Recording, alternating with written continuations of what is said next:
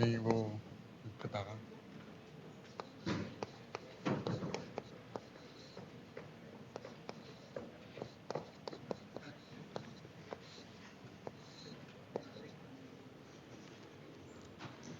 Okay, then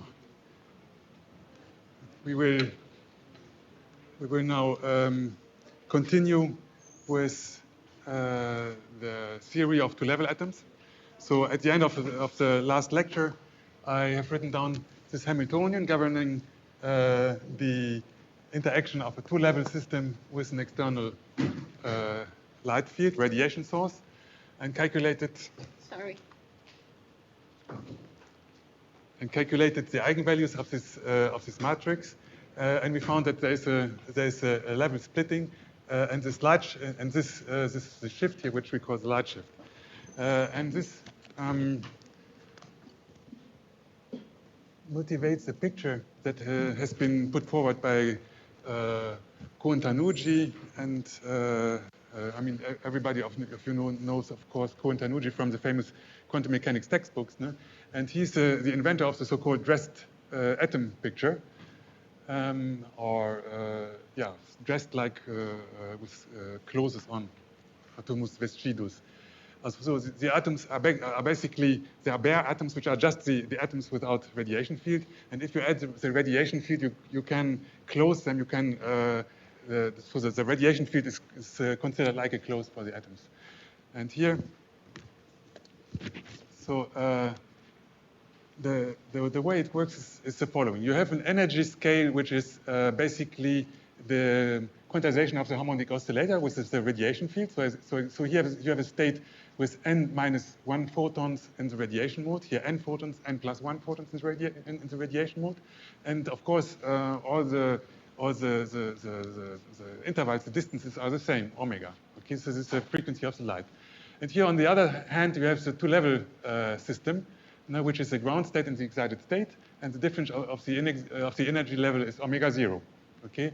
Now you can combine these two energy scales because you don't know how many photons are actually in your mode. No? You can, for example, visualize a cavity with a certain numbers of photons inside the cavity, but you don't necessarily know how many photons there are. Okay, so you have the possibility that you have a ground state with n- photon.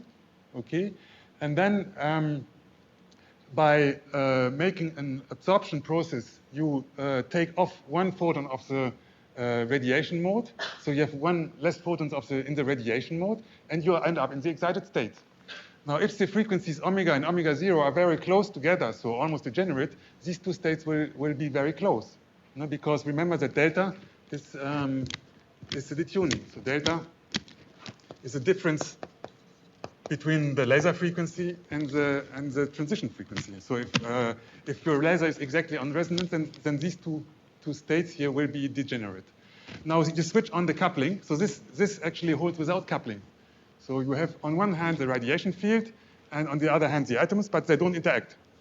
Now you let them interact, then your Hamiltonian here, you switch on the off-diagonal element of the Hamiltonian, and this shifts the frequency, so this is light shift or the dynamic Stark shift.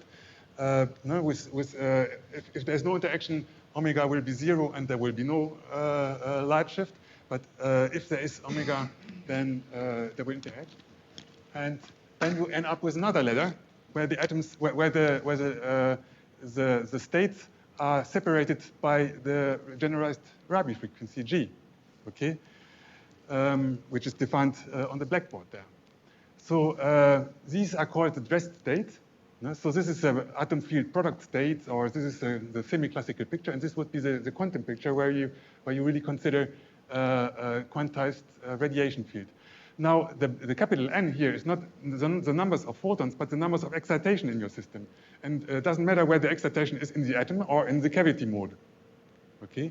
So N is the total numbers of energy packets in your system, capital N, and the small n is really the numbers of photons. Okay? And this is called the dressed state model.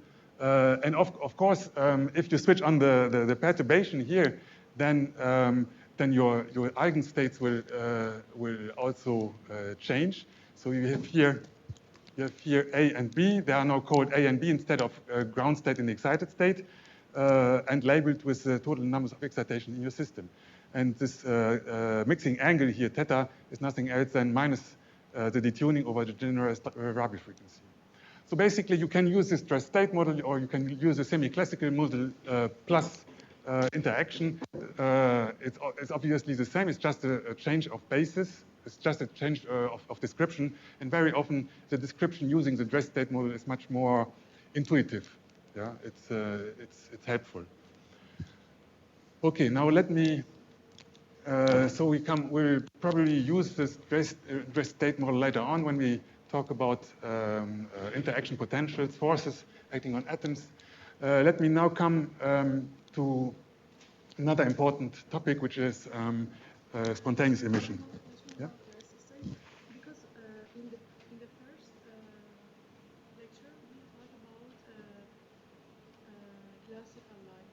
Mm-hmm. And we obtained this equation and also the energy from the classical definition of light. Yes. But when we want to define the levels, we go to N, and N is a quantum light. I think there are exactly two, or maybe I think, I don't know, am I right or no? But I think that we need both description of light to define this rest state. Is it right? I would say it like that. These descriptions, the semi-classical description and the dress state in this description are completely equivalent. You can calculate anything in either picture. And even classical light field, they are quantized. You don't care about it, but they are always quantized. Any classical light field always consists of photons. So whether you quantize is, or not is basically a matter of taste, as long as you are in the classical regime. If you are in the quantum regime, where there are only very few photons, then it makes a difference. But here it doesn't make a difference. So this is the semi-classical picture here. No? So here you don't talk about quantization of photons. It's not semi-classical, it's quantum, but we have N. Yes. Photon, right? Yes. So it's quantum, yes, but it's not how to say. It doesn't matter for the calculations. I mean, later on you will just stick to the eigenvalues here, and you don't care about the numbers of photons in your system.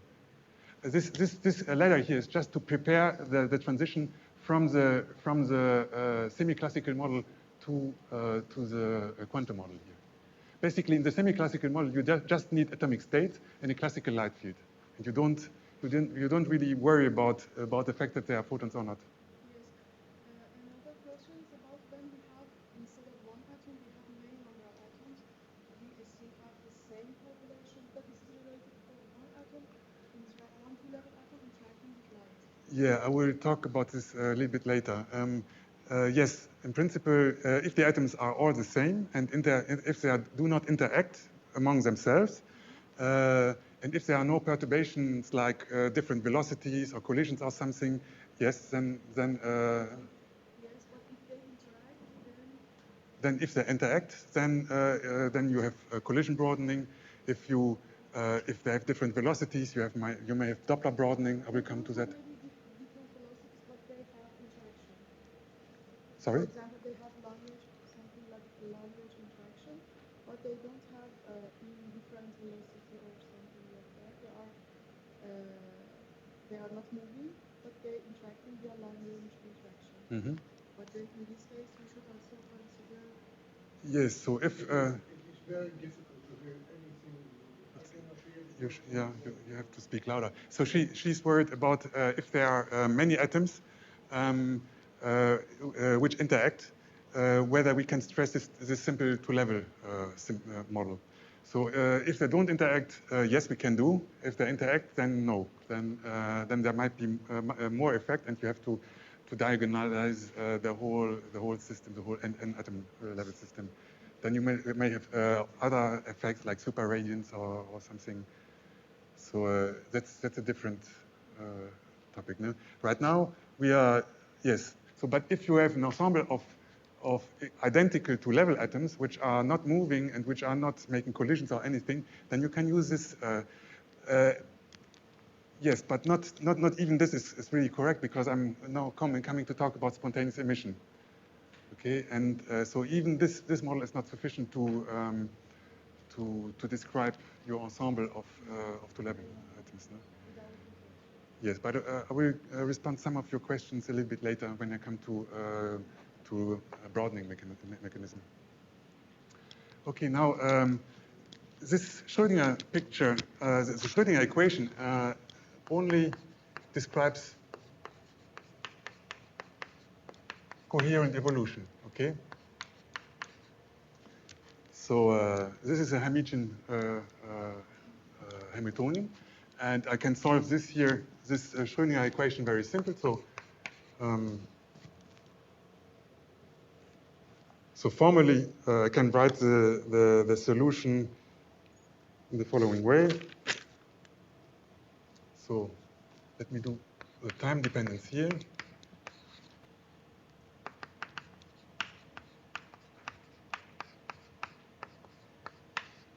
Okay, so this is a first-order linear differential equation. If I have initial conditions, I just can solve formally the Schrödinger equation like this. And this is a form that I can even put into programs like MATLAB or Mathematica. So you just need here a two-state vector A1 and A2, and then if you know it for some initial time, you know it for all the times. And this is a reversible coherent process, evolution. Now, we know since Einstein that apart from absorption, which is the transition from an atom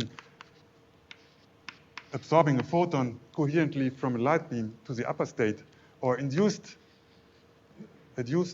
emission, like induced by some incoming photons to emit another photon into the same laser mode, these two processes are coherent, and they are described by this evolution. And I've calculated the Rabi oscillations that I've shown to you. They're just a result of solving this equation of motion.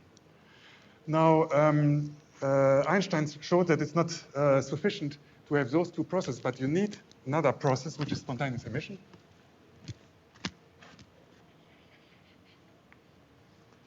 Okay, in order to guarantee that you can reach thermodynamic equilibrium at some point. Okay, otherwise you would have the same amount of excitation processes and de-excitation processes, and but you need in the thermodynamic equilibrium a smaller population of the excited state than the lower state. So you need some additional processes that he identified with spontaneous emission. Now,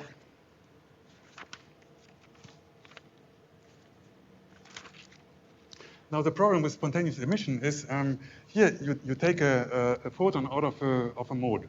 So, for example, you can imagine a cavity 3D experiment. Then you have a high finesse cavity where you put the numbers of photons into the cavity, and then one atom inside the cavity can absorb a photon. Then you have one less photon in the cavity. Okay. Or it can re-emit a photon into the cavity. Then you have one more photon into the cavity, but this is reversible. Okay. Now, what happens if there's spontaneous emission? Well, the spontaneous emission can actually go in every direction of space, so it does not need to go into the cavity mode. It can go in this direction and with an arbitrary polarization, actually, also. No? So this is one possible mode, but it could also go in this direction or in this direction. Or in other words, you lose energy via spontaneous emission. So spontaneous emission pumps photon out of a closed, coherent two-level system plus radiation into the void. So it's a loss of energy, and it's also a loss of information, because you don't know in what direction your photon is going. Yes, and this means. Once the photon is gone, you cannot get it back again. So you lost the information where it's gone, and there's no way to put it back into your system. And this means that the process is irreversible. Yeah, so it's not a coherent reversible dynamics, but it's a dissipative incoherent dynamics. And this is not included in the Schrödinger equation because necessarily the Hamiltonian must conserve energy. Yeah. It's Hamilton. So we need something else in the Schrödinger equation. The Schrödinger equation is not sufficient to describe this. So you can ask the question, yeah, why is the Schrödinger? I thought the Schrödinger equation would be sufficient to describe everything in our universe. So why not a simple two-level system? Actually, the problem is, yes, the Schrödinger equation, it describes everything in our universe, but what we do when we consider our two-level system is that we cut out a subsystem out of the universe and consider this subsystem as being closed. So you have a cavity plus atom. So it's a small part of the universe. So a two-level atom plus radiation field, and the universe is the rest here. But in order to get information out of the universe, you need to do measurements. Yeah, and one measurement is just looking at spontaneously scattered photons which go out of the system. If the photons go back into the cavity mode, you don't observe them. If you would observe them, you would take them out of the cavity, and this would again be a dissipative process.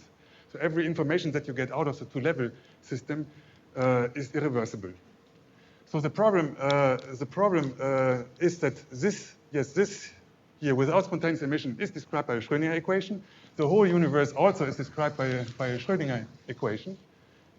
But if you want to describe the whole universe plus the two-level atom, you have to describe both and the interaction between both. You have to describe how the photon is scattered out of your two-level system into the vacuum. And this is a problem because you don't know where the photon is going, and you could make a theory, but it's incredibly complicated to account for all the modes. There is a theory which I will show a little bit later, which is called the Weisskopf-Wigner theory. But anyhow, the Schrödinger equation cannot be used anymore. And what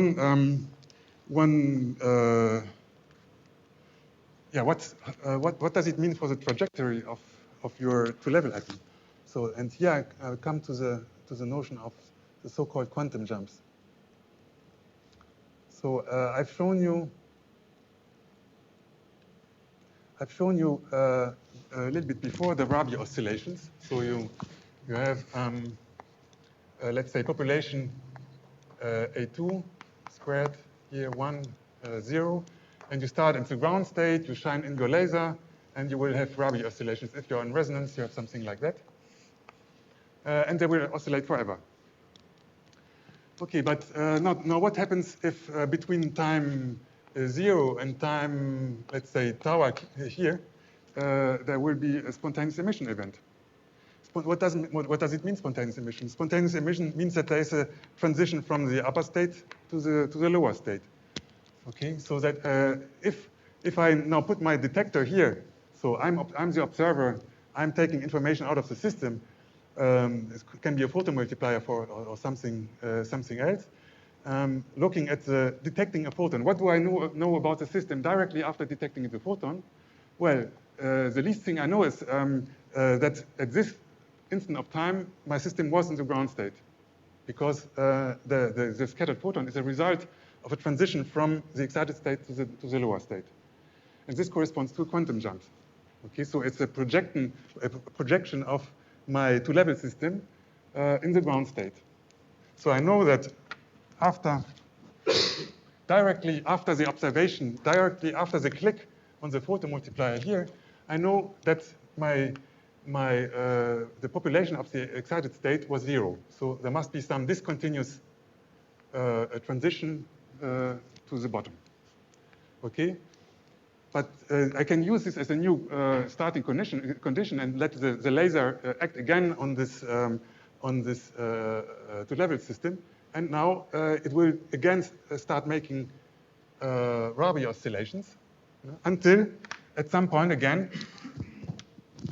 there will be a spontaneous emission process. Okay.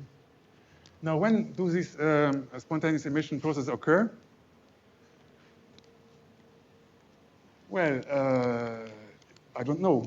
Nobody knows, because if I knew, I wouldn't call it spontaneous, right? So it's a spontaneous process. It's a process which has no cause, right? And the only thing I can say, okay, it's more likely that a quantum jump occurs when I'm here up here, because I have some excited state population than here. So if I know that the population is already down here, then the probability to make a quantum jump from this state to the same state is 0. Okay, so I know that the probability is higher around here. And I can also say that the longer I wait, then the more likely is it that the spontaneous emission occurred. So I mean, if you have a two-level atom which is driven by a laser and you wait for 2 hours, for sure you will have a spontaneous emission process. If I wait for 1 nanosecond, then I don't know, maybe 1 nanosecond I'm still up here in the coherent evolution, maybe I already made a quantum jump. So the probability of making a quantum jump depends on the accumulated time by the system. And here, what you can do if you do simulations, you can actually use the Schrödinger equation to simulate quantum jumps. And this is a so-called quantum Monte Carlo wave function simulation, which is shown here.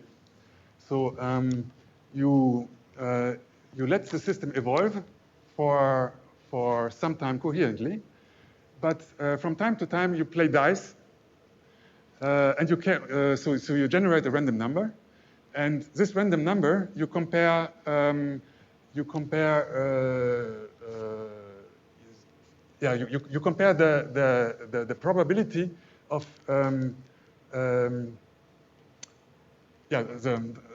as time goes on, the probability of having a quantum jump increases. And this probability, compared to a random number, and if this random number is larger than this probability, then you say, okay, this is the time where a quantum jump occurred, and then you simulate it, and it goes down. Okay, so I'm not going more into details how to do that. I prepared an exercise where this can be done. Actually, what you have to do is you have to insert here in your Hamiltonian, you make an effective Hamiltonian by inserting here a decay term. And if you now evolve this Schrödinger equation, you will see that the norm gets smaller and smaller. So that the state is not normalized anymore. But in time, the probability for the system to be in the subsystem decreases, because the probability of having a photon exiting the system increases.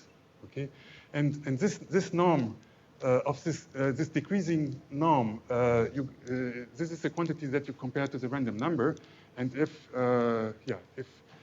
this turns out to be larger than this random number, you simulate a quantum jump. And this is shown here. So here the green curve here is the normal Rabi oscillation. Okay? And from time to time, there is a quantum jump here. There's a projection on the ground state. Sometimes it takes more time. Okay, now I said that I don't know when the quantum jump occurred. That means that in order to get the full information of the system, you have to repeat this quantum Monte Carlo simulation many, many times. So actually, and then you have to take the average of every single trajectory. And this is what I've done here in black. Okay, so this is the average. The black curve is the average of 100 of these simulations, and you see that there is a damping out. Okay, and we will see later, this damping out is exactly what you would calculate with the master equation, or the optical Bloch equation for a two-level system. So these two descriptions, this Monte Carlo wave function simulation of the Schrödinger equation, and the master equation are equivalent. Both have advantages and inconveniences. So the advantage of the Monte Carlo simulation is that it gives a very nice physical intuition of what is really happening. And what is really happening is really that the atoms, they undergo Rabi oscillations, and only in the average over many trajectories, or on the average of many atoms. So if you have many atoms in your cloud, then you get this smoothing out. I mean, the master equation has some other advantages. So the advantage of the Schrödinger equation is that you have to only solve a 2x2 matrix problem.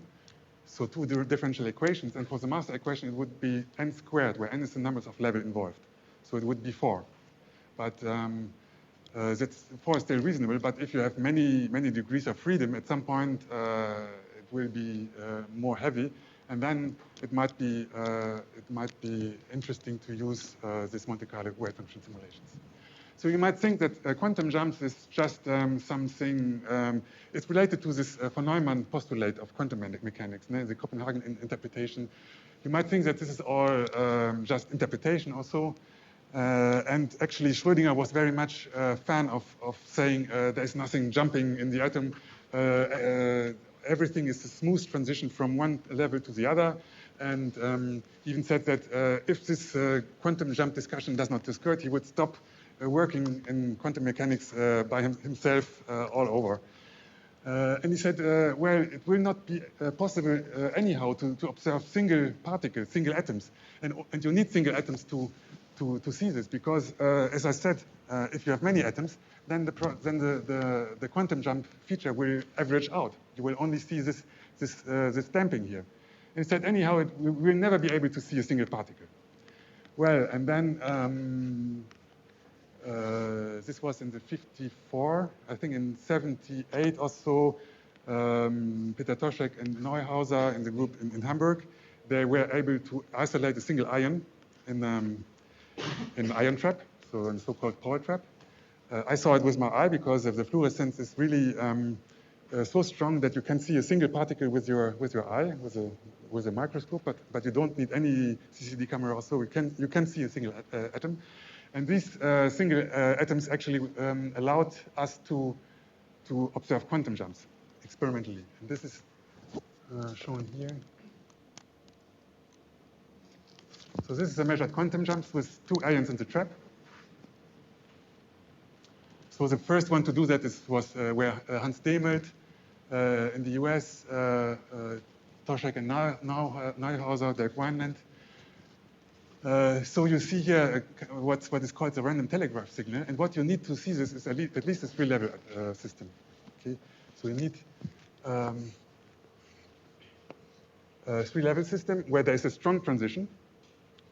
So a strong transition means that when you drive it by a laser light, it will very fast decay from the excited state to the ground state. And this is your monitor, or this is the observer, the outside observer. Okay. So you call this the measurement apparatus. And now you have here a weak transition, a dipole forbidden transition. So for example, let's take here S1/2 and here a D3/2 or something. So this is a quadrupole transition, which is not allowed. It's allowed, yes, but it's very weakly allowed. So you will have difficulties in exciting this transition. And when it's excited, it will take a long time to come back. Okay. Now you irradiate both lasers simultaneously, or even better, alternatively, but it doesn't matter. And you look only at the photons which are emitted from this strong transition. Okay. And this is the signal that you observe if you have two ions in the trap. So what happened? Well, first of all, you have a very high probability of the atom to go into this transition, because this is a very strong transition. Okay, so this laser is very strong. The Rabi frequency associated to this transition is very strong, and here, this is very weak. So you will have a lot of photons scattered on this transition, and these are the photons here you have 1,000 photons per tenth of a second, so 10,000 photons per second. Okay. But then from time to time there is a disruption here. What does it mean? Well, it's simply there has been a transition occurring here. Okay, and when the electron is here, since this state is metastable, we call it it's shelved. It's put on a shelf. Because while it's put on the shelf, it cannot do other things. It cannot scatter on the strong transition. So the fluorescence must disappear. Okay. And here you see that there is a time where both atoms are shelved, you know, for some time, and sometimes you have to wait for a very long time for the atoms to come back. But eventually they will come back because this is not this metastable state. It's not a stable state, and eventually the only stable state is the ground state. Everything must come back here. Okay? So this is the first observation of quantum jumps, which confirmed that the whole picture is quite close to reality. Okay? So this was done for barium. So I had an experiment with terbium. There's an octopole transition. And this is really annoying because there is an F7.5 state here. So F7.5 state. And the line width here was such that you that you expect one photon every 8 years. So that means that if for some reason your atom, your ion, has been shelved in this state, either you wait for 8 years for the ion to come back, or you make a new ion because it's just boring to wait. No?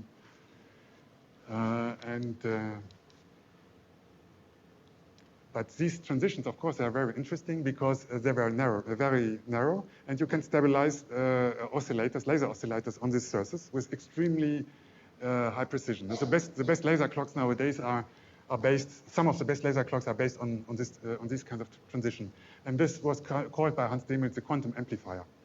So you have a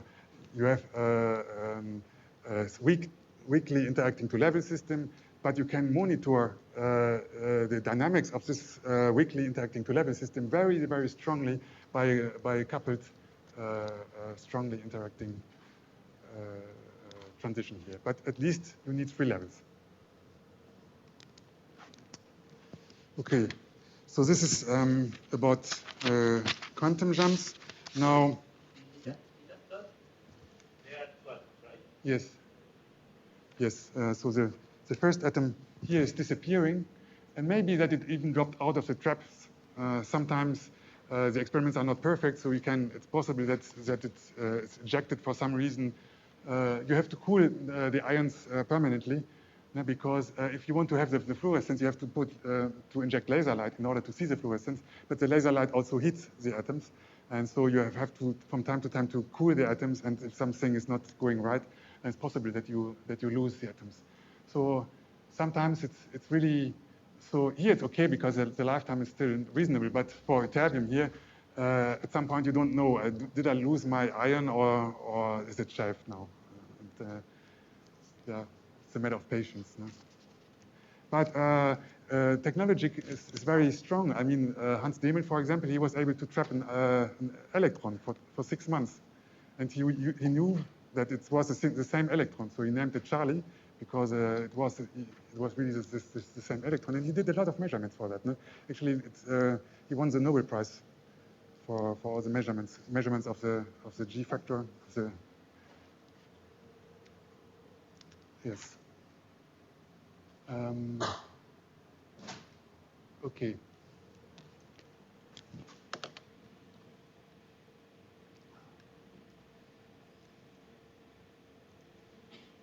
Yeah, so the problem now is the following.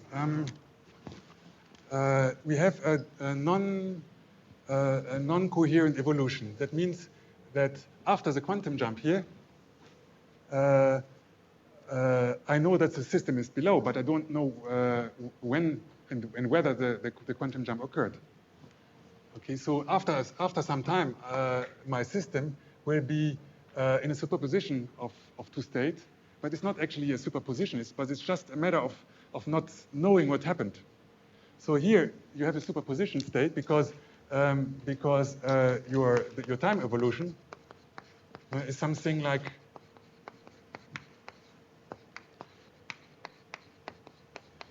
this, with the quantum mechanics superposition and the oscillation, the Rabi oscillation occur in the coefficients. But after the quantum jump, I don't know. I know that it's not a superposition state anymore. I know that after that it's a pure state, but I don't know whether it occurred or not.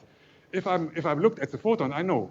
But if I don't look at the photon, normally I will not look at the photon because I'm only interested in what happens in the two-level system. I don't know whether a spontaneous emission process occurred. So after a while, my system will evolve into a state where my notion of the system is reduced, and this means that I cannot use a wave function to describe the system anymore, but I have to describe this state as a mixture. Okay, so I have now to introduce the density matrix, because this is a way to describe systems from which you don't have the full information. So here I have the full information. I can say the state is either it's below, or it's above, or it's in the superposition state. But here, after some time, here for example, if I don't look at the spontaneously emitted photon, I simply don't know whether the system is still on this coherent line, or if it's on the red line. Because in the intermediate state, in the intermediate time, there was a spontaneous emission process, and the dynamics had to start all over again. Okay, and but I have to describe my system anyway. So the way to do it is to introduce a new formalism, which is the density matrix formalism. So I have to do a little bit of theory and describe our define our density matrix like this. So pk here is now a projector on state pk. Let me call it pk. Okay, so I imagine that I have different states in which the system can be in principle, but I don't know in which system it is, but it's in every of these systems. It is with a small probability pk. So this is the definition of my density operator, and the feature obviously, if pk is a probability, has to be normalized. And the feature of the density matrix rho is that if I apply it to some state in which a system can in principle be, I will extract the probability of that. So I just insert here the definition of rho and of the projection. So I give me pk, ck, ck, cm. So this is the projector, and this is the definition of rho. Okay. And now, if the if the states pk are orthonormal, then this just gives me a delta, a conical delta, and the whole thing will be pm cm. So the property of the density operator is if I want to know what is the probability of the system to be in a specific state Cm, I just take the density operator. I let it operate over this on the state, and what I get is the probability of the system to be in this state. Let me give a simple example. The density operator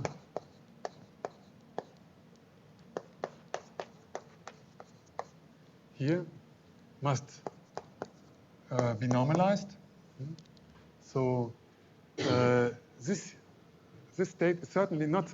It's not possible to describe this as a wave function. This is a statistical mixture. Okay. So you will not be able to find a psi in such a way that you can construct this state with a single psi. Okay. But I mean, sometimes your system is in a pure state. Yeah. And what does a pure state look like? Well, you take your density operator and you put it into a very well-defined single state. So this is a pure state. So this obviously, this state I can describe by a single wave function, because if I have a wave function like this, I just take the bra and multiply it with a ket, no? And then I have the state. Obviously, yes, and there are procedures how to find out whether your state is in a pure state or not. Sometimes your state is more complicated like that. And the feature is, if you verify that the square of your density matrix is equal to your density matrix, then your system is in a pure state. So that's a simple check. Okay. So since the CM, the states C are orthonormal, I can write the following. So the expectation value of rho with Cm and Cj does only not disappear on the diagonal.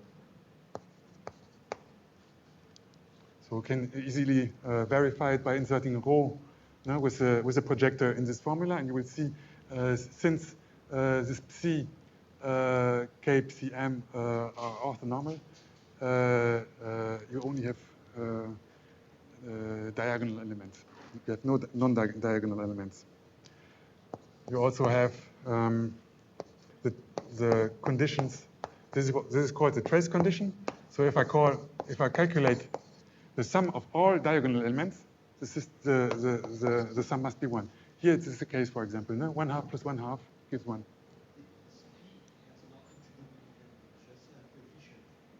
Sorry, this here? No, the other one. This one? Yeah.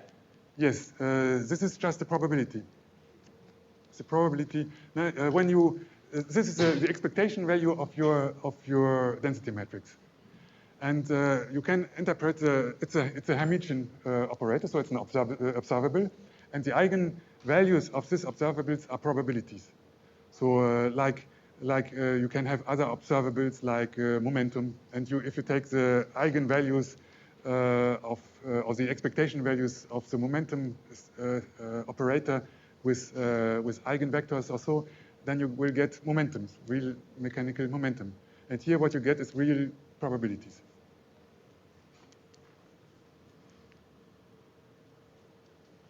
So this is an incoherent sum. So it has nothing to do with the coherent superposition with this guy here. So I've summarized here I don't need to write it down on the blackboard. Some rules which are helpful to deal with the density matrix. So it's Hermitian. It is a probability. If it's a probability, it means it must be between 0 and 1. Otherwise, it wouldn't be a probability. No? The trace is always 1. The trace of the squared is always smaller than 1. The determinant is 0. And if your state is in a pure state, then this holds. Now, why do I introduce this rho? Well, the block equations that I'm going to introduce now in a while are nothing else than the equation of motions of the matrix component of rho. So it's called master equation or optical block equations. It's all the same, different names for the same thing. So what I need to do next is now, in order to be able, we like to write it as matrices because then we can put it into a computer and make simulations. So I have to now develop the matrix representation of this rho.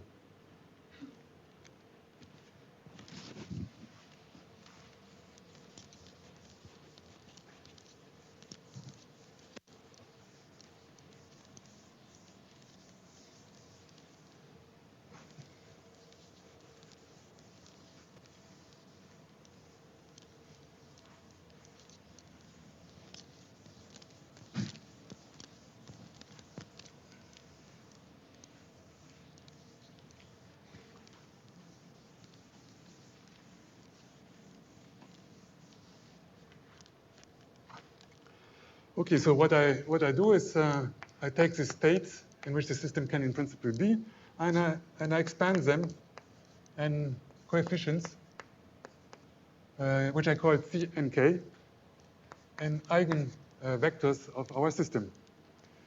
Okay.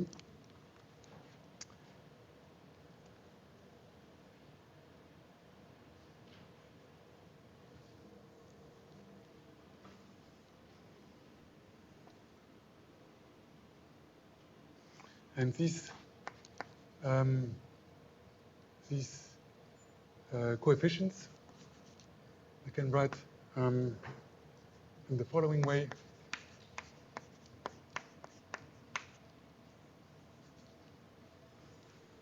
No, because this is the completeness relation tells me that this here is 1. It's a 1 matrix, since my basis is complete. So I have written on this side the same as on this side. Now I can compare these two equations. And what I find is that I can identify this scalar products with these coefficients. Or C and K is equal to MCK. Or that is the expansion coefficients are nothing else than the projection of my arbitrary state in which the system can be on the eigenstate of the system. Okay, now I can write rho in terms of these expansion coefficients.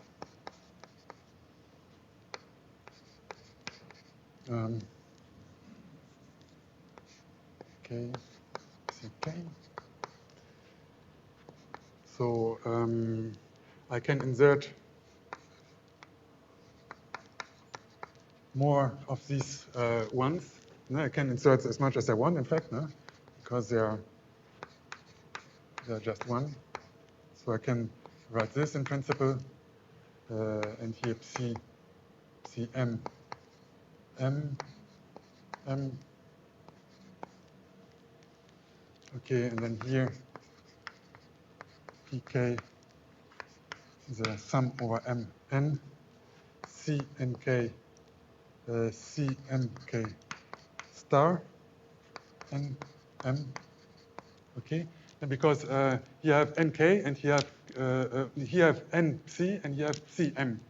So this is just the complex conjugate, so I have to put a star here. And now you have nothing else than the matrix representation of your row. Because the NM are just the labels of your different positions in the matrix. For example, 1, 1 would be the first row, first line, no, first row, first column in the matrix, okay, and so on. So this is a matrix representation of your density operator. Yeah, and then you can go on and call this matrix elements here. You can call them rho and M, for example. So you define rho and M is the element of my density matrix. Yes, so I project it out of the density matrix, you know, with the bra N and the cat M. And that gives me M star. So the components of the density matrix are nothing else than this one here. Okay, now sometimes we have to consider incoherent sum K. Sometimes we don't. No? If we don't, then everything is more simple. Then I have just rho and M is just these coefficients here. And this basically you can interpret directly, because here in a quantum mechanical way to read this, you would read this here as annihilation and this as a creation. No? So like replacing this by operators and calling this a dagger, you would this corresponds to a creation of so this would be an annihilation of an atom in state N, and this would be a creation of an atom in state M. So that means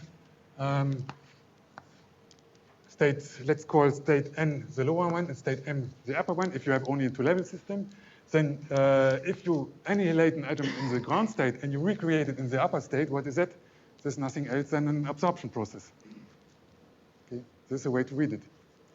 And that means that this diagonal, the diagonal elements of this density matrix are nothing else than transition matrix element, from one state to the other. So if you have here n and m equal, then you would make a transition from n to n. And what would that be? That would be a population of the system, or the probability to find the system in exactly that state. No? Or let's say you have a two-level system. You would have rho 1, 1 is nothing else than C1, C1, C1 star, C1, and this is C1 squared. No? In the last lecture, we called that A1, but now it's C1. It's a probability. The same for rho 2, 2. Now you have rho 1, 2. No? That would be C2, C1 star. If we read it that way, you annihilate an atom in the ground state and you recreate it in the excited state, so it would be other way around, like that. So, and this is also called the coherences, or it's directly proportional to the dipole moment that you excite with your laser beam. Okay, but you can make the connection between the Schrödinger equation, which is the equation which governs this C1 and C2, which I've shown in the last lecture, and the master equation that I will present now in a while, which govern the dynamics of the rho. So they are interlinked in a very simple way. And actually, this fact we are going to use to derive the Bloch equation in the first place.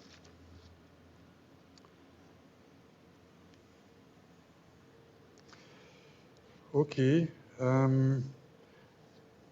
Now,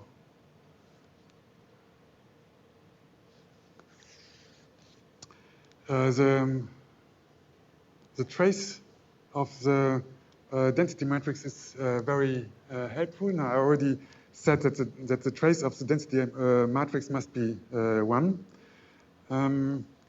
But I can use this this feature to calculate the expectation value of other quantities, other observables, like the observable A, that if I have incomplete knowledge about in which state the system is, then I have to build the incoherent sum over different probabilities and calculate actually the expectation value of A with all the states in which the system could in principle be. And then I have to do the incoherent sum and taking it into account that my knowledge about the system is incomplete. So I can also write down rho A. So just for fun, let's write this down explicitly. Then I have pk, the projector on the state ckA. This is just I inserted here the definition of the density matrix rho. This is the definition. And now I calculate just for fun the following thing. So, inserting this expression, I get this here. Then the next step would be to have pk and c k c k a m. Okay. Now I take the sum out and the probability.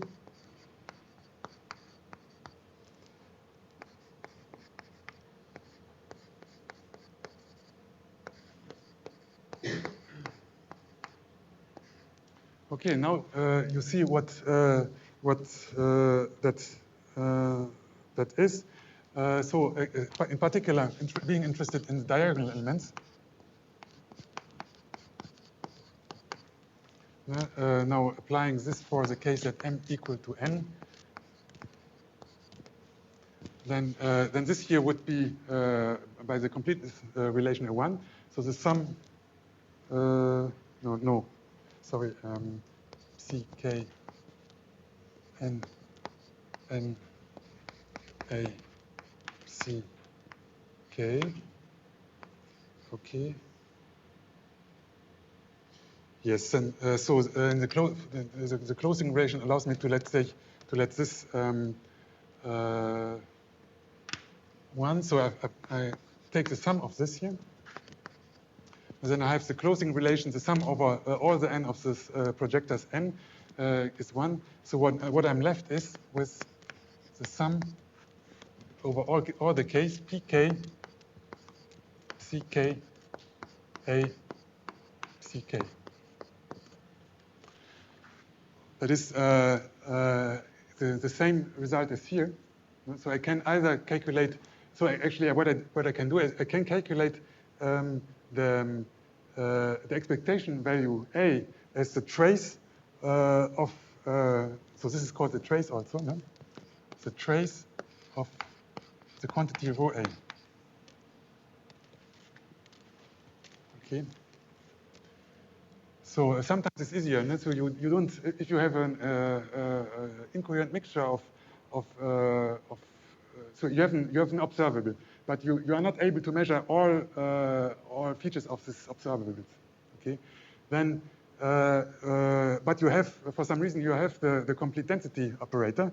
Then it's much easier to calculate the product of both matrices and just looking at the trace. This gives you the same results. Okay, so and this you use this when you, let's imagine, for example, you have the following thing. You have yeah, we had the example of the dress state. You had maybe you have a superposition looking like this A1, and here you have A2. G and plus 1. So this could be a state C. Now imagine that you make a measurement, but not a complete measurement. What you measure is you measure only the state of your atoms, but you don't measure the numbers of photons. Okay, then it means at the end of the measurement you know everything about the atoms. But you have an incoherent sum of probabilities in which your field is n or n minus 1. And this is exactly what happens with spontaneous emission. So you don't know, you don't have all information about the system, because you only measure the internal degrees of freedom of the atoms, but you don't measure the numbers of photons which are scattered by the atom. Okay, so spontaneous emission automatically transform your system into an incoherent sum, and this is why we need to resort to the density matrix formalism. Okay, now I don't know if I have time to go into detail of this Weisskopf-Wigner theory. Maybe I do it quickly using the computer, so at least I don't have to write down the whole equations.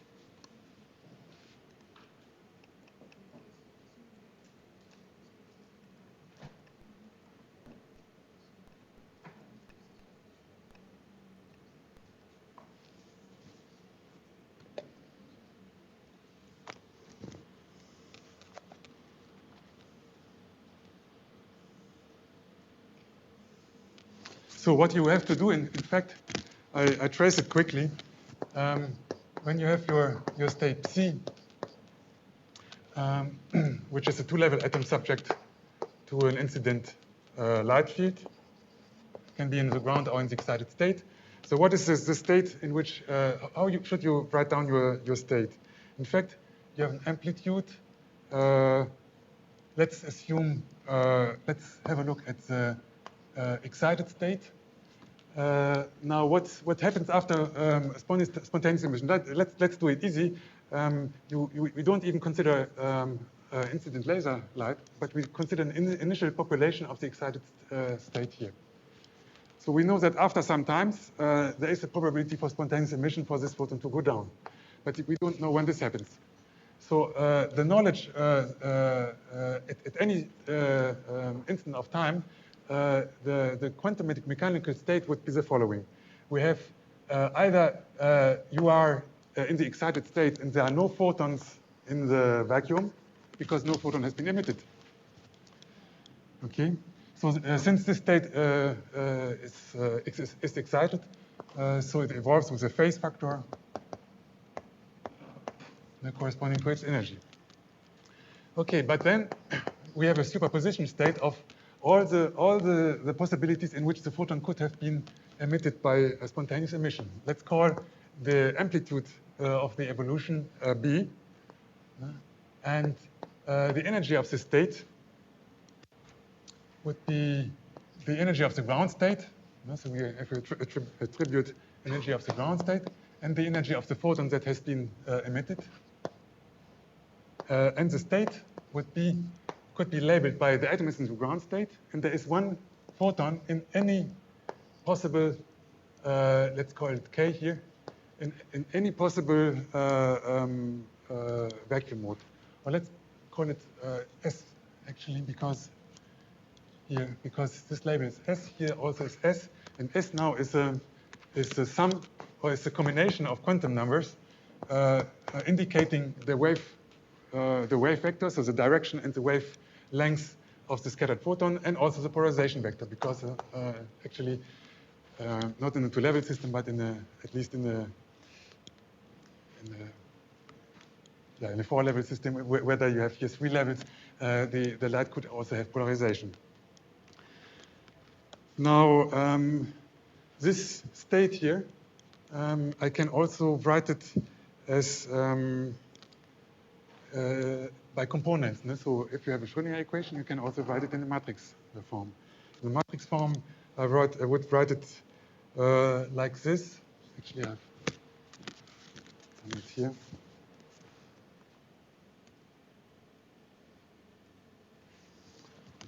Yes, so here.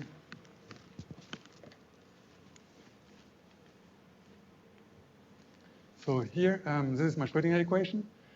Here, this is the different states that I have. I have here a huge sum, which is let's say, it's a continuous sum, in fact, of possible states. So I have here a huge matrix. Actually, it's a continuous matrix. And these are all the coefficients BS here. Now, I do the same procedure that I did already before. So with the two-level atom without spontaneous emission, there I only had two equations. Remember, for A1 and for A2.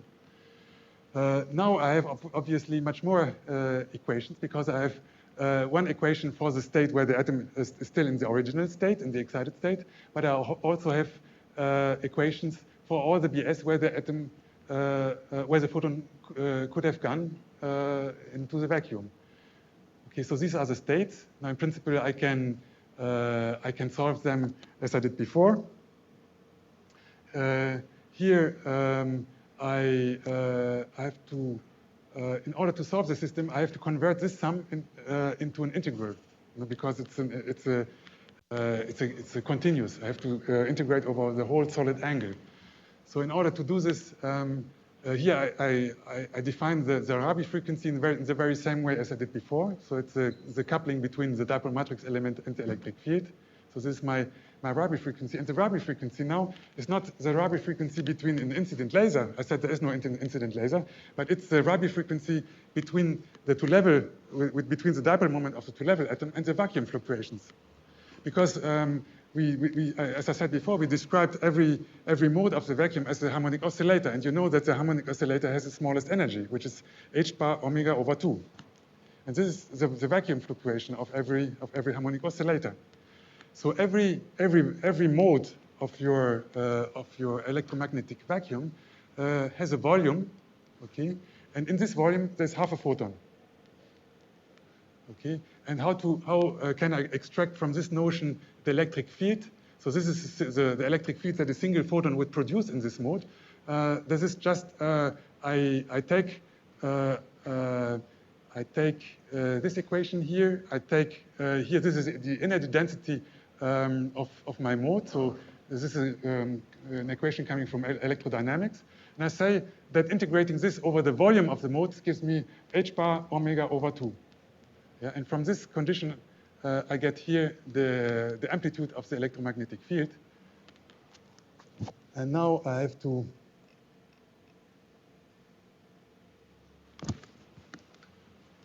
okay, so I do as before. I substitute what's written here. So I integrate the second equation, okay, and I substitute this into this equation. Then I get an equation for A, which I have now to solve. It's an integral differential equation. Yeah, but once I have solved this, so I have to, in order to perform the transition from the sum to the integral, I have to count the numbers of modes which are in my in a square volume in momentum space. That's why I get here the density of modes. So if I do this conversion from sum to the integral, I have to multiply with the density of modes. Then I get this expression here. Then I have to assume I have to do an approximation saying that this integral here is varies. The dipole moment varies very slowly over the time of this process. Then I can substitute this integral here by a delta function. I take, I think I take out A out of the integral, and I just have to solve the integral here, which gives me a delta function, and I come up with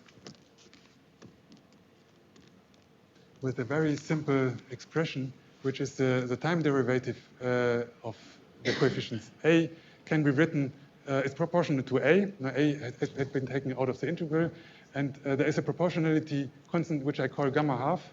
And the gamma is given by this expression, coming out from the density of states. So look into this calmly. If you are interested in that, I have to go on with the lecture. But this integral, this differential equation just describes the spontaneous decay of the system, which is initially in the excited state. Now we have two evolutions. We have one evolution which is coherent, which is due to the interaction of the two-level atom with the laser field, and I have spontaneous emission, which I have included in this way. And I just have to combine the two equations to get the complete differential equation. Okay. So combining this equation with the Rabi oscillations before, I would be able to describe the evolution. Okay.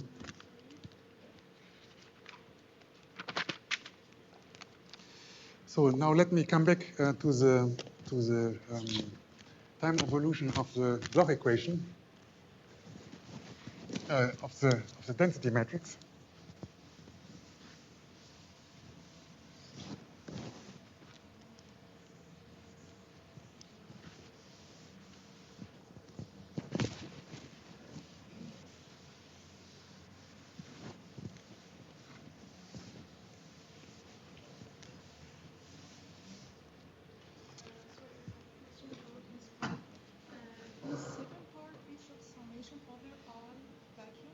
Yes. Because I have these vacuum modes, I think that when n equals 0, the number of photons is equal 0. So it will be only one mode which is vacuum. I don't know where. No, you have an atom in free space. So the question was about this sum here, the interpretation of this sum. So you have an atom. There is one direction which is preferential because it's a laser beam, but the emitted photon spontaneously emitted photon can go in every direction here. So you have K1, K2, K3. So the sum goes over all S, where S is is a different direction. So every direction corresponds to a mode, and every mode has h bar omega photons, and it's this h bar omega photon which makes stimulated emission of the of this state. And whenever that we have summation over vacuum modes, we mean that we have different direction. Yes. Yes, spontaneous emission. Yes, spontaneous emission is always isotropically in space. So you cannot predict the direction where the photon is emitted. There's no way. So it's really spontaneous.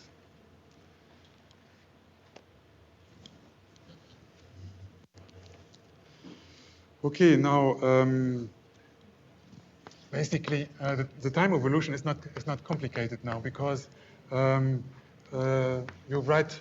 We know that the time evolution of the states, pk, for example, and if we write, this is the definition of the density matrix. So we know the time. If we know the time evolution of the UK, then we can write it as of the pk here. Then it's u c k0 c k0 u, where u is a unitary evolution. So in case of a unitary time evolution, you would let this be, for example, the solution of your Schrödinger equation. Okay, so this is a unitary propagation in time, and applying this to a state originally in the state ck0, at some later state it will be at the state cket, and the density operator will evolve in the similar way. Okay. Now,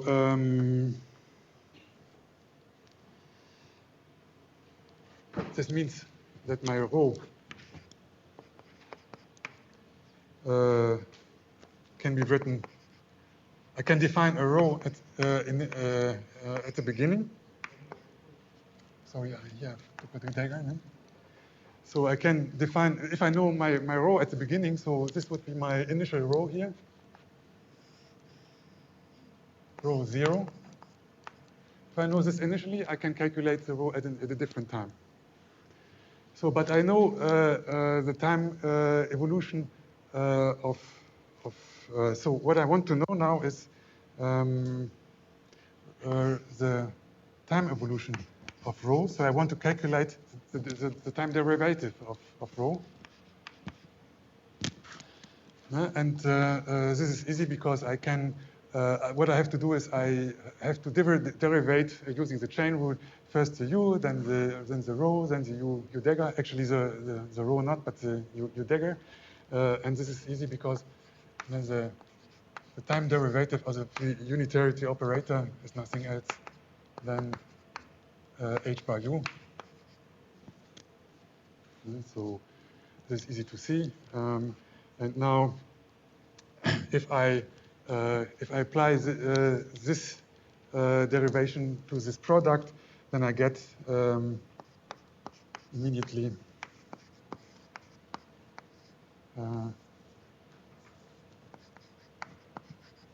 this equation. So this is the evolution equation of my density matrix, for any density matrix. Sometimes this is also called the Liouville operator. So it's like a super operator acting on the density operator. And this is called sometimes also Liouville equation. Yeah, basically this is already the Bloch equation or the master equation for a two-level atom. So remember, the equation of the whole universe is the Schrödinger equation, but if I extract a two-level atom or any system out of this universe, and I want to describe it separately, knowing that it's interacting with the rest of the universe, then I obtain a master equation, and this is the master equation, which is then not coherent anymore, but it's dissipative. But so it can, or you can include, if you want, easily dissipation process or interaction process between your two-level atom and the rest of the universe. Okay. Now, what we want to do, so normally what you call Bloch equations, more the equations of motions for the components of this density operator. So what we have to do is we write down now the equations of motions for this for the row, inserting here for H the Hamiltonian, which is the Hamiltonian of the atom. Or I call it electron because it's the Hamiltonian of the electronic structure plus the interaction. And again, we are not inserting here the degrees of freedom of the light. So we do. So we need to quantize the light in order to discuss the spontaneous emission process, because there it is important. No? If you have 0 or 1 photon in a mode, this makes a big difference. But if you have 1,000 or 1,001 photons, it does not make a big difference. So in order to discuss spontaneous emission, the quantization of the radiation field is important. Yeah? And this is why I had here the degrees of freedom of the numbers of photons, 0 or 1.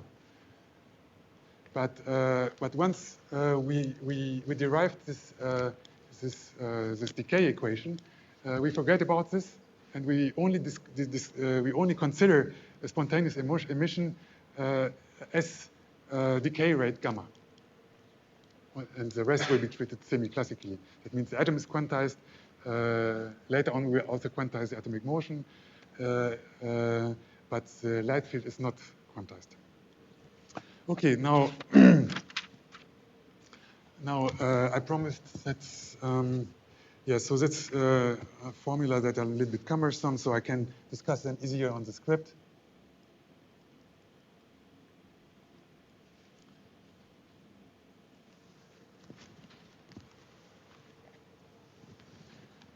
So what we want to calculate is the equation of motion of the components of the density operator. So what we have to calculate is ket m, bra m, ket n. So the expectation values of this here, the diagonal element and also the non-diagonal element. So generally I can write it like this here.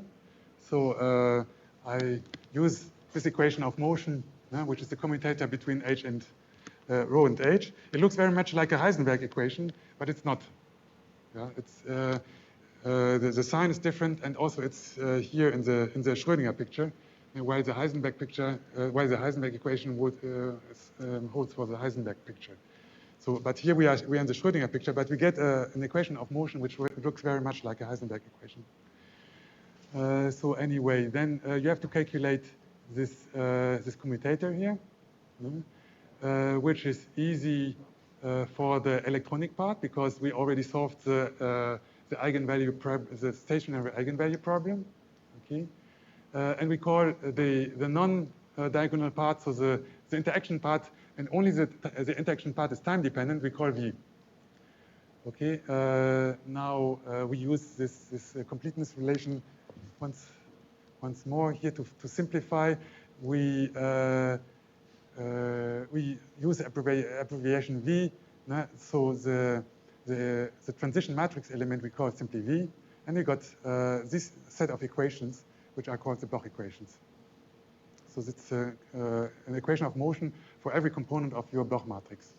You will notice that rho 1 plus rho 2 must be 1 because it's probability conservation, right?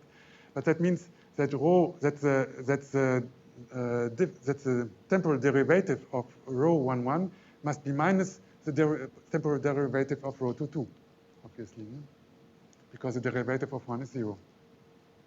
Here you have equation of motion coupling your coherences with your populations. And here you have additional terms which are a little bit disturbing because these terms are just the remainders of the atomic structure, which we are not so much interested in. So what we can do now is we can do a transformation of the system, of the Schrödinger equation into the interaction picture. So again, we do here the Schrödinger, the rotating wave approximation, sorry. So we only consider here the slowly rotating term. So we replace the cosine by only one part of the exponent, which is actually so we neglect this part, which is then combined with an exponent e to the I omega 0 t, and which will be the slowly rotating term. And then we make a transformation, transforming the original rho 1, 2 by multiplying it with this, which we already made. Is exactly the same thing that we already made for the Schrödinger equation. We maintain the populations, and then we get Bloch equations which look like this here. So the only thing that changes between the Schrödinger and the interaction picture is the following. It's exactly the same as we did also for the Schrödinger equation. So this omega 0 here is now replaced by the detuning. Okay.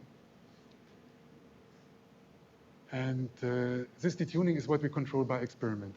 So it's very easy to change the frequency of your laser beam and to adapt it to the resonance frequency.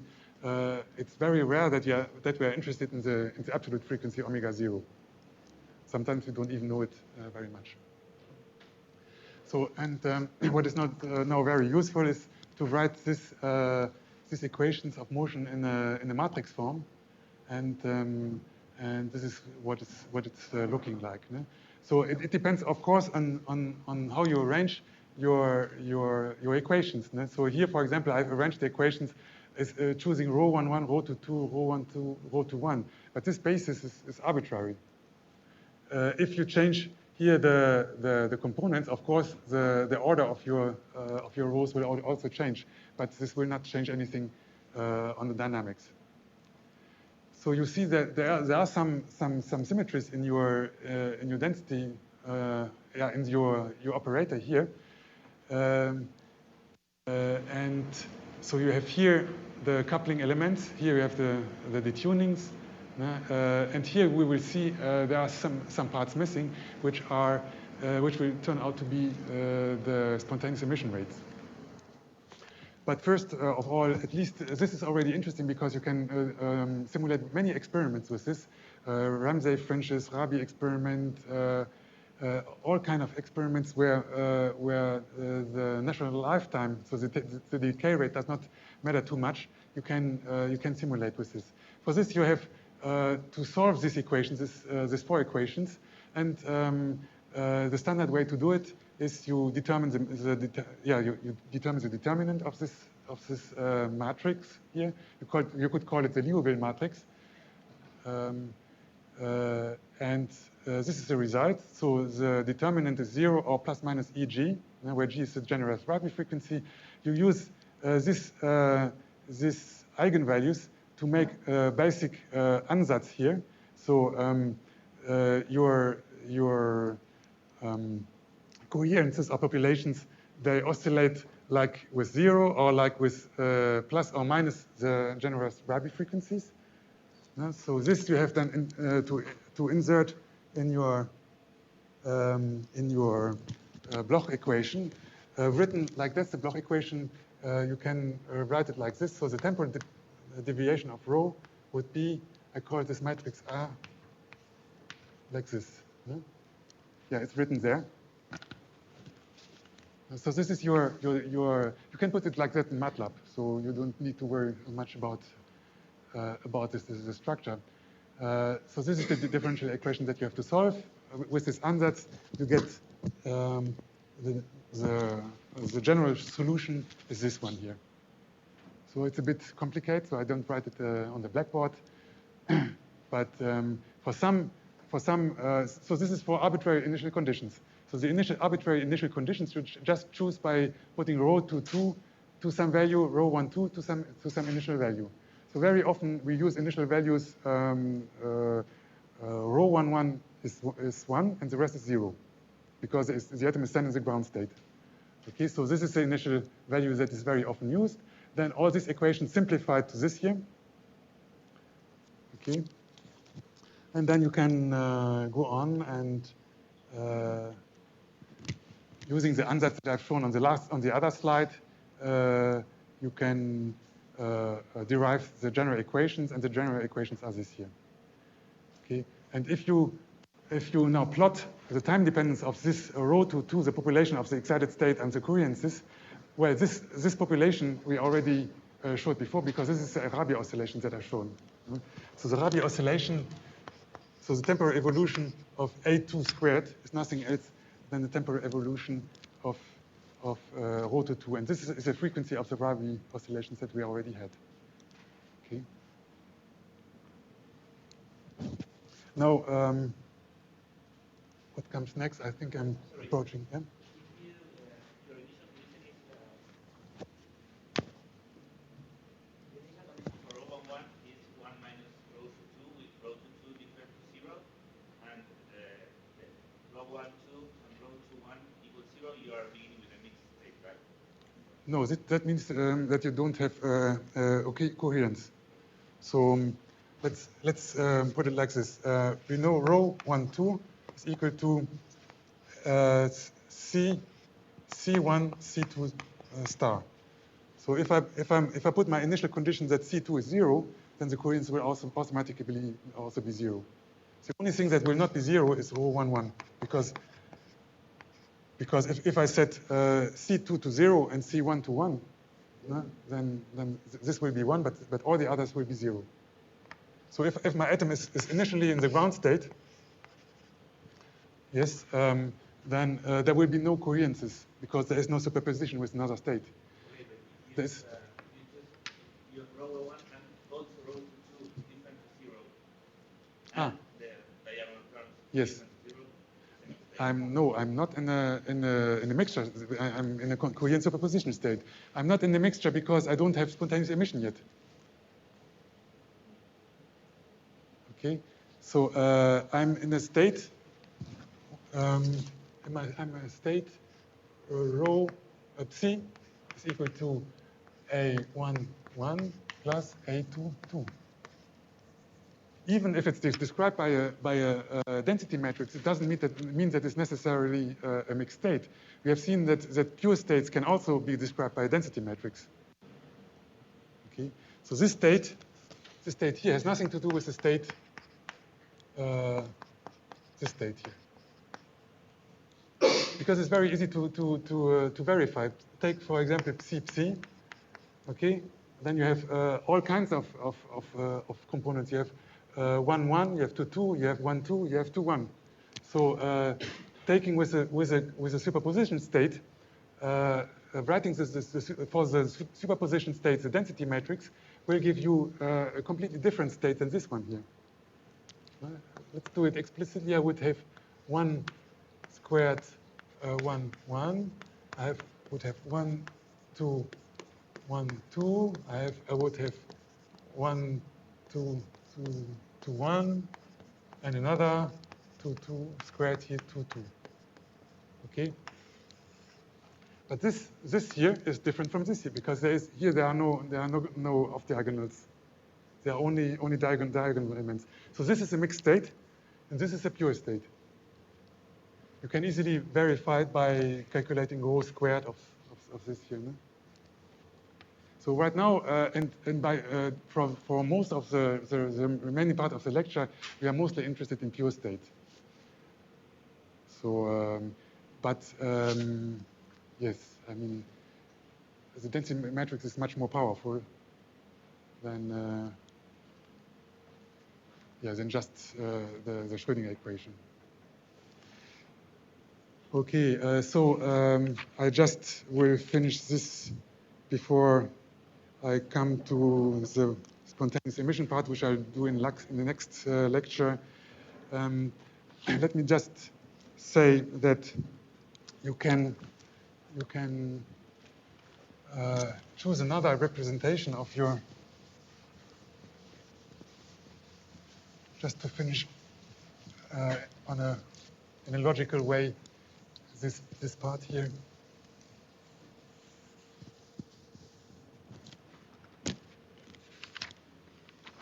Yes. So I should say that you can choose another representation than this matrix formalism. What you can do is the following. You define a matrix like this. So I call it sigma vector. And it's 2 times the real part of row 1, 2, 2 times the imaginary part of row 2, 1, 2. And then I have the inversion row 2, 2 minus row 1, 1. And this is called the Bloch vector. Let me just show it on the script here. Yes, here it is. So here it's the definition. Okay, and it's the same information because here you have 4 equations, but you don't need all 4 equations. You can eliminate 1 equation because row 1, 1 plus row 2, 2 is 1. So if you know row 1, 1, you know automatically row 2, 2 because it's just 1 minus. Okay, so you can eliminate 1 equation. And here, this is what I did. Also, instead of using the complex coherences, you can also use the real part and the imaginary part. It's the same information. So you write down a new Bloch vector, which is defined as this here. And if you write it down, you can express this like. So we know that row 1, 2, as I said, is something like row 1, A1 to creation. You can also say, okay, I write it like this. So I annihilate state 1, and I go from state 1 to state 2. But this is just the second element of your density matrix. And this is also nothing else than the Pauli matrix. It's one of the Pauli matrices. I think it's row minus or row plus. So you can, it's easy to show that, that the real part can be expressed by the sum of the Pauli matrices for de-excitation and for excitation. And the imaginary part is the difference. And this here, this is the inversion. So these combinations of Pauli matrices, these Pauli matrices can also be combined to observables. So row sigma x, sigma y, and sigma z are observables, they are Hermitian. Okay, and now you can put this together into a vector, and your Bloch vector is nothing else than this Pauli vector, if you like. Okay, and now I can do the following. I can define a new vector which is called G, which is whose length is nothing else than whose norm is nothing else than the generalized Rabi frequency, and I've defined it in such a way. If I do this, I can rewrite my Bloch equations in the following way. So the temporal derivative of this Bloch vector, or this Pauli vector, however you want to call it, can be cast into this equation of motion here. So and this is just the equation of motion of a spinning top. So or a magnetic dipole in the magnetic field, a dipole in the magnetic field, for example. So this spinning top has different ways of evolving. It can either make precession motions or nutation motions. So the precession of the spinning top would correspond. Yeah, actually, you can now. The advantage of this is that that it's easy to show that the length of this Bloch vector is 1. So that means that whatever you do, coherently at least, your Bloch vector will be on a sphere. Okay, and now the motion of a spinning top, the precessing motion can now be associated to a precessing motion of your Bloch vector.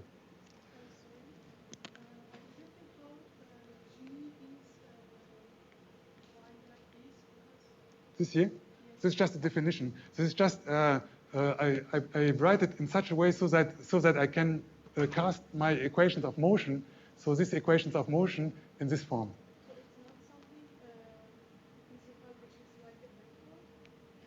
It's a vector. Yes, it's a vector, but it's a vector that I choose arbitrarily.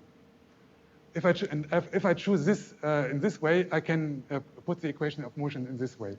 It's just in order to simplify the notation. There's not here. There's not much more physical insight here. I think there's more physical insight in this equation here. So you can exert torque, for example, on a spinning top. And if you exert torque on a spinning top, then it will make a movement of nutation. And this is just a Rabi oscillation. Okay. Or I've simulated this here in a Bloch sphere. This is what is called the Bloch sphere. So your Bloch vector here is very often represented in that way. It's inversion here on this axis. Here you have the real and the imaginary part of your coherences. Now, if I irradiate a laser beam on resonance, and I'm initially in the ground state, so that means the inversion is zero, is -1. So I'm at the bottom of your Bloch sphere. This is the initial condition. Now I irradiate a laser beam. What happens? Firstly, I will excite a coherence, a coherence like it was here on the blackboard. So it's a superposition of the ground state and excited state. And at some point, I will have an inversion, so all the atoms will be in the excited state. So, and this is exactly a P pulse. So I make an inversion. This is just making Rabi oscillations up to the top and then stopping. Okay. And this is what I did here. I did a P-half pulse. So if you play with quantum information, that it's very common to use these pictures here. So I irradiate the laser beam, but at a period of t equal to pi over omega half, so it's a P-half pulse, I stop. So it's a short pulse. And what happens is I let the system in a coherent superposition of two states. So it's half in the ground state and half in the excited state, but it's a coherent superposition. And what happens then? I can wait. So the Bloch vector will stop there, and I can wait for some time. After that, I can apply another P-half pulse and take the system to the upper state. But what happens if I don't let the pulse be exactly a P-half pulse? So I stop a little bit below or above this equator plane. Then the evolution here will start making a precession. Okay, so it will not stop. The Bloch vector will not go from the origin to this point here, but it will start doing some precession here. It's on the other half of this circle. It will slowly start to precess around the equatorial plane. And now, if I let the Bloch vector evolve to this place, and I will then apply another P-half pulse, what happens is that the system does not go up, but it goes down. Because the phase is, now the phase of the atomic coherence is a counter, it's an antiphase with the phase of the driving light field. And then instead of going down, going up, it goes down. And if you plot this now as a function of different laser detunings, you will see the so-called Ramsey fringes. That means,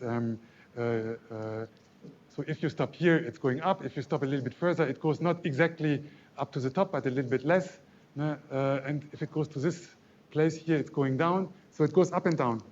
Okay, and this is the basic idea how atomic clocks work nowadays. So.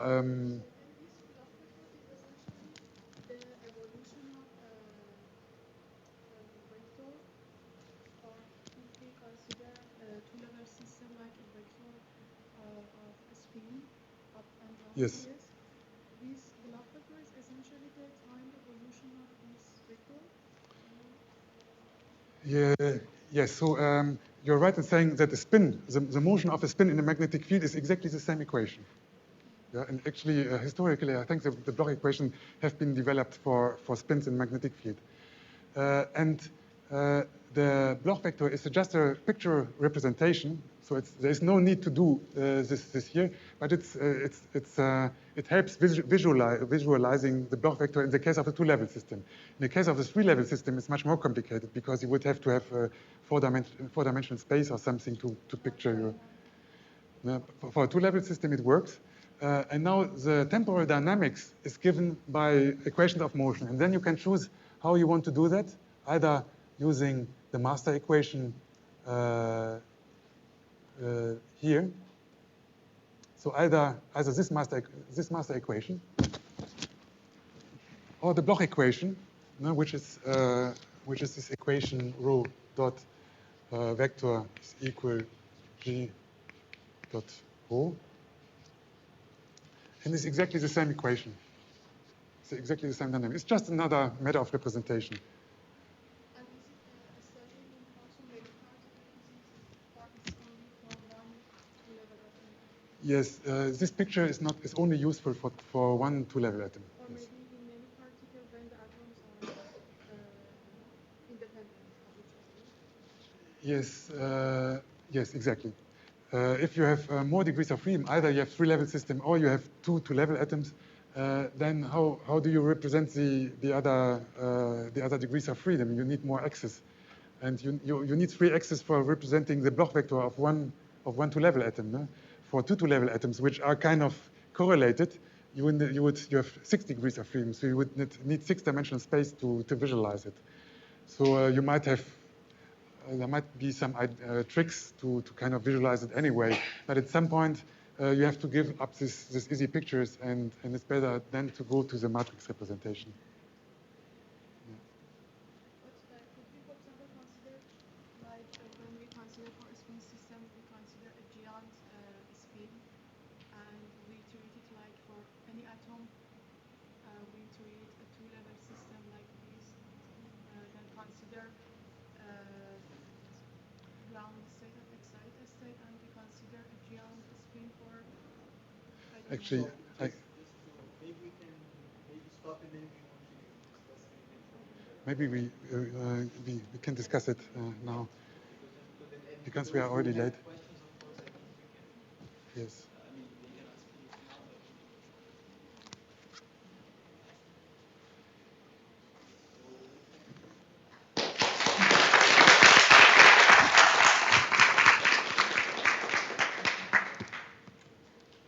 So what happens now? So now actually they can gather. They have time to study their article or whether they have to decide which article. So, but that means that the group that is not going to present an article this week will have to present the posters tomorrow. Exactly. Yes. So the poster session is tomorrow. So after Loreto, Yes. we all present posters. From Lucas to Steve, we all present. All present posters tomorrow. Those who are described.